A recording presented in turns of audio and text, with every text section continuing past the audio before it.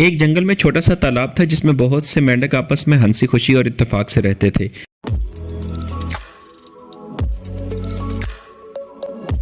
ایک بار ایسا ہوا کہ بارش نہ ہونے کی وجہ سے تمام درخت اور پودے مرجھانے لگے۔ دور دور کے جنگلی جانوروں نے اپنی پیاس بجھانے کے لیے اس تالاب کا رخ کیا۔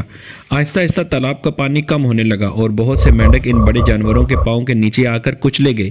رہے سے مینڈک اپنی جان بچانے کے لیے کسی اور جگہ جانے کا سوچ رہے تھے، مگر وہاں دور دور تک کوئی تالاب نہیں تھا۔ ایک دن اس جنگل میں کسی کالج کے طالب علم پہنچے جنہیں لیبارٹری میں تجربے کرنے کے لیے کچھ مینڈک چاہیے تھے۔ انہیں دیکھ کر تالاب کے سارے مینڈک ڈر کے مارے چھپ گئے۔ ایک بوڑھے مینڈک نے کہا، ہم میں سے کچھ مینڈک ان لوگوں کے پاس جا کر ان سے مدد مانگتے ہیں، شاید یہ ہماری کچھ مدد کر سکیں۔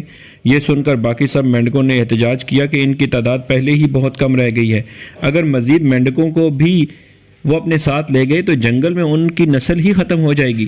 بوڑھے مینڈک نے کہا، میری بات غور سے سنو، میں بھی ساتھ جاؤں گا اور وہاں کسی سے مدد کی اپیل کروں گا کہ ہماری نسل بچانے میں ہماری مدد کرے۔ ویسے انسان اتنے برے بھی نہیں ہوتے جتنا ہم نے انہیں سمجھ رکھا ہے۔ انسانوں سے زیادہ تو جنگلی جانور خطرناک ہوتے ہیں جنہوں نے ہمارے بہت سے مینڈکوں کو ہلاک کر دیا ہے۔ ان سب میں 3-4 مینڈک بہت سمجھدار تھے۔ انہوں نے کہا، باقی سب کی سلامتی کے لیے ہم اپنی جان قربان کرنے کے لیے تیار ہیں۔ جیسے ہی جنگل میں وہ لوگ تالاب کے پاس آئے، بوڑھا مینڈک ان کے ساتھ گیا اور کہا، تم لوگ کیا چاہتے ہو؟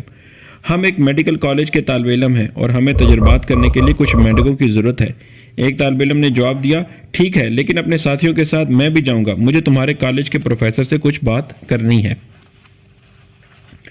ان لوگوں نے سب مینڈکوں کو شیشے کے بڑے جار میں ڈالا اور وہاں سے چلے گئے۔ باقی رہ جانے والے مینڈک اپنے ساتھیوں کے لیے پریشان تھے۔ وہ بوڑھے مینڈک کی کامیابی کے لیے دعا مانگنے لگے۔ تجربہ گاہ میں جانے کے بعد انہوں نے بوڑھے مینڈک کو جار سے نکال کر پلیٹ میں رکھا اور پروفیسر کو بلانے چلے گئے۔ پروفیسر نے آ کر بوڑھے مینڈک سے پوچھا،